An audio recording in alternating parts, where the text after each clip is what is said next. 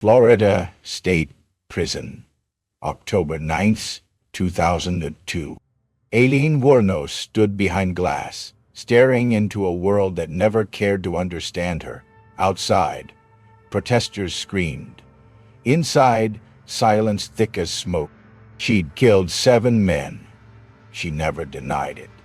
She said they had it coming. At 9:47 a.m., she was executed by lethal injection. But who was she? A monster? A martyr? Or something much more terrifying? A mirror. February 29th, 1956. Rochester, Michigan. Aileen wasn't born evil. She was born unwanted. Her father, a convicted sex offender, hanged himself in prison. Her mother abandoned her at 6 months old. By age 11, she was trading sex for food, for cigarettes, for shelter. Her brother was all she had, until cancer took him too. She lived in the woods behind her grandparents' house, cold, hungry, forgotten. That's where the rage began. As a teenager, she hitchhiked across the country. No destination, no map, just survival. She slept under bridges, panhandled at truck stops, sold herself for scraps. Every man she met wanted something. But Aileen, she wanted power. For once, she told herself, if I can't be loved, I'll be feared. 1989, Florida highways, Richard Mallory. A man in a silver Cadillac. Aileen got in, just like she had with so many others. But this time, something snapped. She shot him 4 times, left him in the woods. That was the beginning. Over the next 12 months, 6 more men would die, all shot, all dumped, all strangers to Aileen, or so the world thought. She called it self-defense. The police called it murder. During this killing spree, Aileen met Tyria Moore, a hotel maid, quiet, naive. Everything Aileen wasn't. They fell into a toxic, all-consuming love. Aileen killed. Tyria looked away. But love has a price, and eventually, it would destroy them both. Winter 1990. Florida law enforcement noticed a pattern. Bodies turning up near highways, men shot multiple times, vehicles abandoned, no witnesses. It didn't feel like a robbery. It didn't feel random. It felt personal. They called it the work of a serial killer. They didn't expect it to be a woman, a pawn shop. That's where her trail began to crumble. Aileen had pawned items belonging to one of her victims. A camera, a radar detector, signed with her thumbprint. Detectives followed the clues like bloodstains across a white floor, straight to a battered motel room, and a familiar face, Tyria Moore, the woman she loved, and the one who would bring her down. The police made Tyria a deal. Get Aileen to confess, and you walk free. What followed was 3 days of jailhouse phone calls. Aileen's voice, trembling with desperation, begged Tyria for comfort. And Tyria, cold, controlled, coaxed a confession out of her lover in real time. I did it, Ty, Aileen finally said. All of them. That tape sealed her fate. Her trial was a media circus. The first female serial killer in America. Cameras flashed. Reporters feasted. Her face, weathered, angry, defiant, was everywhere. The prosecution painted her as a predator. The defense tried to show her as a woman warped by abuse and trauma. But no one saw the little girl in the woods, just the monster with a gun. In court, Aileen lost control. She screamed at the jury, cursed the judge. Her rage, the same rage that fueled her killings, boiled over.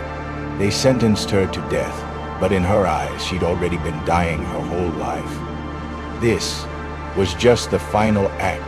Florida State Prison. Aileen was caged, but not silent. She gave interviews, erratic, rambling, desperate to be heard. Some days she blamed the men. Other days she claimed it was self-defense. Then she'd spiral, talking about aliens, mind control, Armageddon. She wasn't just waiting to die. She was unraveling. In real time, the world watched her fall apart. Documentarians came with cameras. Psychologists offered theories.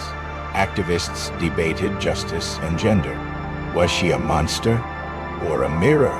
A reflection of a world that chewed her up and spat her out. Aileen Wuornos had become a spectacle, and she knew it. Her final interview was raw, eyes wide, voice trembling with rage and paranoia. She said the prison was poisoning her food. She said God was coming. She said the government wanted her silenced. "I'm not crazy," she insisted, but behind her eyes, the storm never stopped. October 9th, 2002.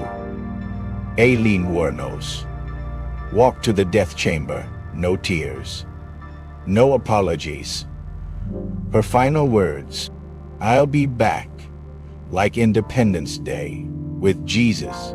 June 6th, like the movie, big mothership and all, then silence. A single injection and a life of violence ended quietly.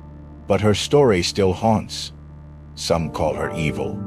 Others call her a victim of a brutal life.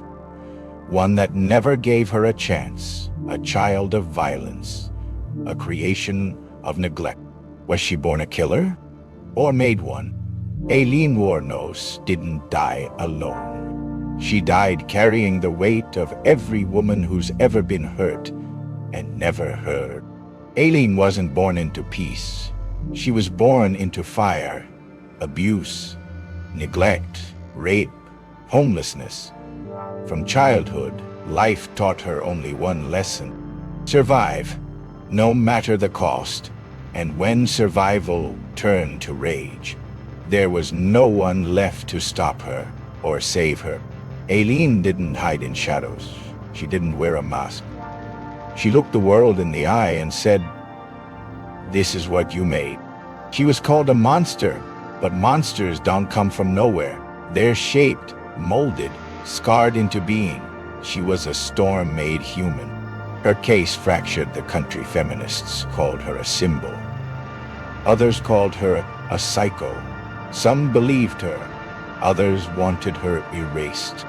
But no one could look away, because Aileen Wuornos wasn't just a killer.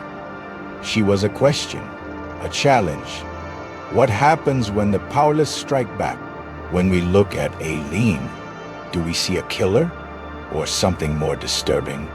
Do we see a reflection of everything we ignore?